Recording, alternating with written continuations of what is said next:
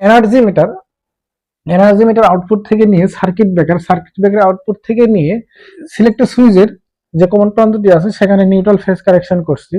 ঠিক জেনারেটরের আউটপুট থেকে নিয়ে জেনারেটর দুটো নিউট্রাল আর ফেজ বের করে একটা সার্কিট ব্রেকারে ইনপুট কানেকশন করছি। সার্কিট ব্রেকারে আউটপুট থেকে নিয়ে জেনারেটরের যে অপশনটি আছে এর সিলেক্টর সুইচে সেখানে কানেকশন করছে। ঠিক সিলেক্টর সুইচের আউটপুট থেকে নিয়ে বাড়ির যে লাইনটা আছে ডিস্ট্রিবিউশন বোর্ড বা মেন বোর্ড বলেন বা মেন ডিবি বলেন সেখানে কানেকশন করছি। সেই কানেকশন থেকে কিন্তু আপনার বাসা বাড়িতে যতগুলো লোড আছে সেভাবে কিন্তু চলবে।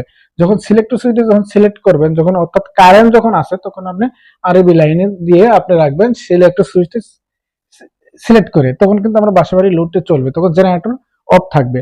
আবার যখন কারেন্ট চলে যাবে, যখন যদি আপনি জেনারেটর প্রয়োজন পড়ে সেই ক্ষেত্রে আপনি সিলেক্টর সুইচটি জেনারেটর দিকে যখন পজিশনে রাখবেন তখন আপনার জেনারেটর চালায় কিন্তু আমরা লোড চালাতে পারবেন। এইভাবে যদি করেন তাহলে কোনো সমস্যা হবে না।